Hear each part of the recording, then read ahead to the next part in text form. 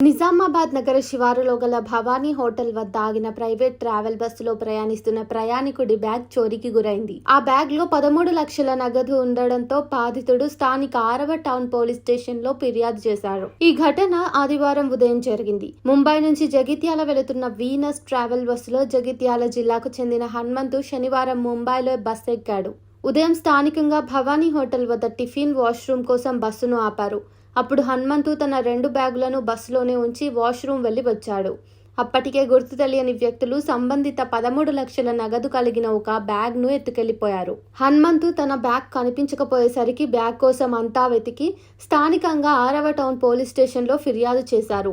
పోలీసులు ట్రావెల్ బస్సును క్షుణ్ణంగా తనిఖీ చేసి అక్కడ బ్యాగ్ దొరక్కపోవడంతో బస్సుతో పాటు ప్రయాణికులను పోలీస్ స్టేషన్కు తరలించారు.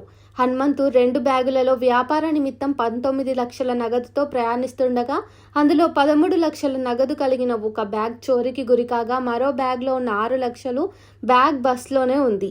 ముంబైలో బస్సు ఎక్కే సమయంలోనే హనుమంతు నగదుకు సంబంధించిన సమాచారాన్ని బస్సు క్లీనర్కు చెప్పినట్లు తెలిసింది. భవానీ హోటల్ వద్ద ఉన్న సీసీటీవీ ఫుటేజ్లను తీసుకుని పరిశీలిస్తున్నారు. ఉదయం వేళ అదే హోటల్ వద్ద మరో బస్సు ఉండగా అది హైదరాబాద్ వెళుతుండగా దారి మధ్యలో పోలీసులు అక్కడి స్థానిక పోలీసులకు సమాచారం ఇచ్చి తనిఖీలు చేయిస్తున్నట్లు తెలిసింది.